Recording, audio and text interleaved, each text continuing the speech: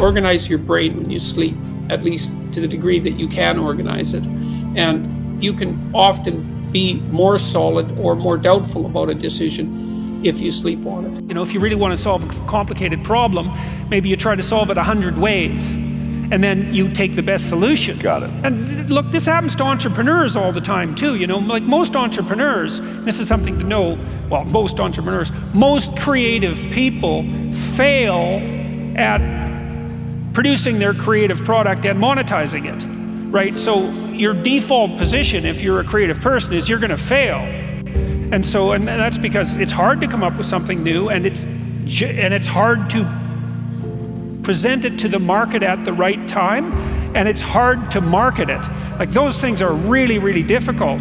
And so what successful entrepreneurs do is they just keep doing it over and over and over and over and over and over and over. And eventually, if they're fortunate, one of their ideas happens to hit the right place at the right time. And so that's also Darwinian in some sense. You know, you're creating all these little enterprises that are sort of alive.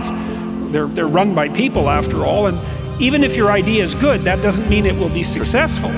There's so many things that have to be taken into account. So this is partly why persistence, and that's part of conscientiousness, is so useful. It's like, you know, what do they say? If at first you fail, then try again. And that would probably mean try something different rather than the same thing.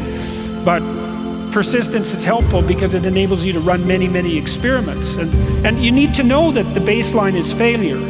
You know, it's important because otherwise you'll blame that on yourself. If you're going to speak effectively, you have to know way more than you're talking about. You have to negotiate until you come to the best solution that can be negotiated, which isn't necessarily a perfect solution, but it might be the best one that can be done.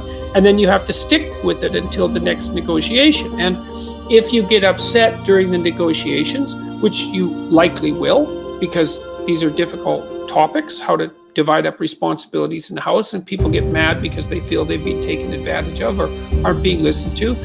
One of the rules was, well, you can leave the discussion, but only until you calm down, and then you have to come back, because these things have to be pushed through. They have to be negotiated through, because the alternative is, well, important things don't get done, or people do them resentfully because they're sort of forced by their own orderliness or their own conscientiousness, or but we know by force, psychological or otherwise, on the part of other people. These things have to be negotiated through. You can tell if you've got the balance between making peace and speaking the truth right if the conversation continues. And it can be emotional, and will be, and can be difficult, because important things have to be dealt with. But as long as the people are still in the conversation and communicating, then you've got the balance right. You know, and you might have to take a break. Maybe you have to hold off till the next day.